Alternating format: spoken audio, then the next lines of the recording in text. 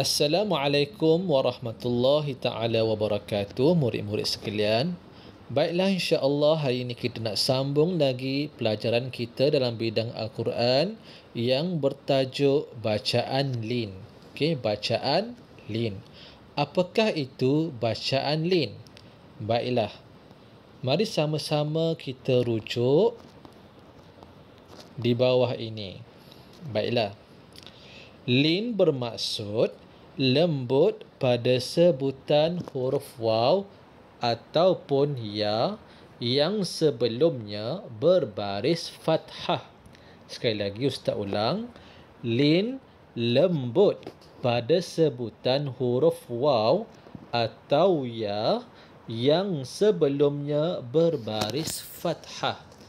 Jadi daripada definisi tersebut, kita jelas bahawa huruf yang berbaris fathah ataupun huruf yang berbaris atas berjumpa sama ada huruf waw ataupun huruf ya selepasnya perlulah dibaca dengan lembut. Okey, perlulah dibaca dengan lembut.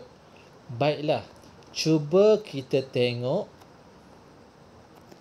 apabila huruf berbaris atas berjumpa dengan waw, macam mana cara nak bacanya? Baiklah, kita tengok satu persatu. Yaumi, yaumi. Okey, itu caranya. Seterusnya sauti, sauti.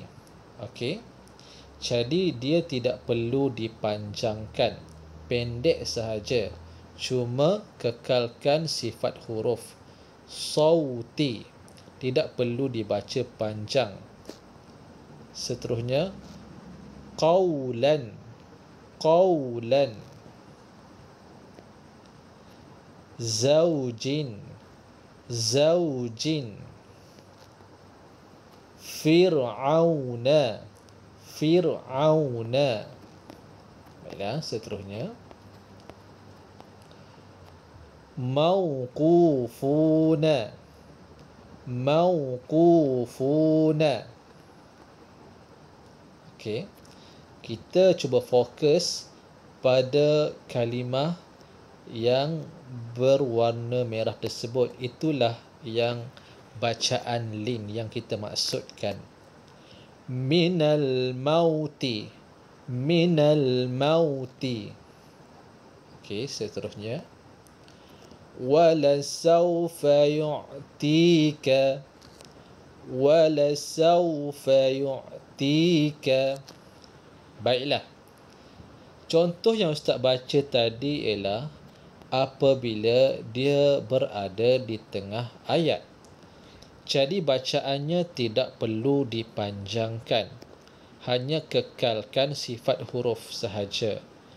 Namun sekiranya dia berada di hujung ayat ataupun hendak kita wakafkan, berhentikan, maka ianya perlu dipanjangkan, sama ada kadar 2 harakat ataupun 4 harakat ataupun 6 harakat. Ustaz tunjukkan contoh.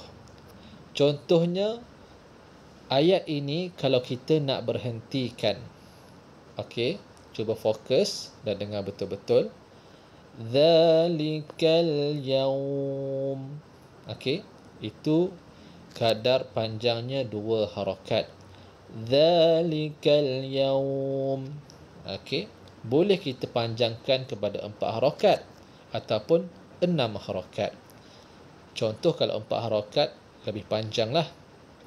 Dzalikal yaum. Itu panjang.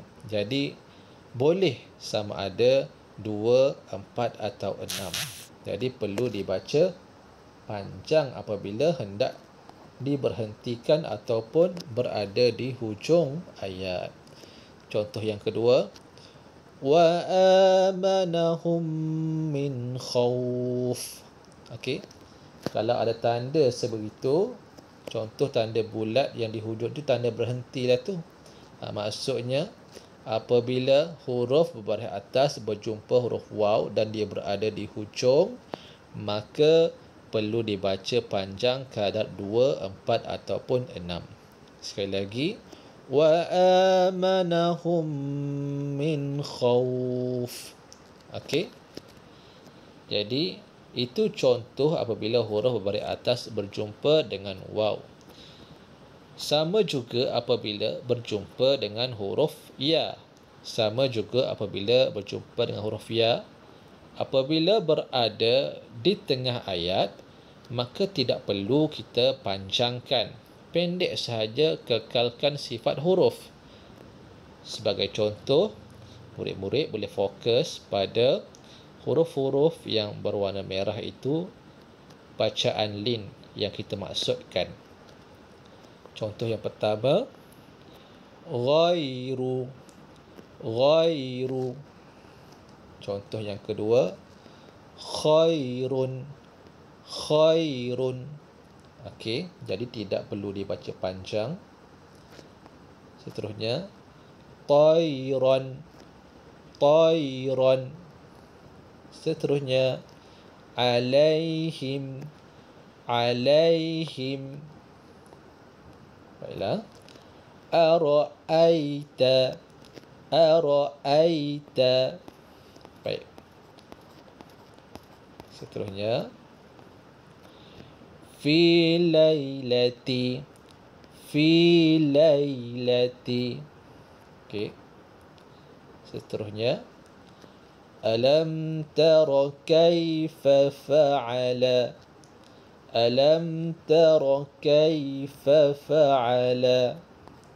Seterusnya, alam yaj'al kaidahum.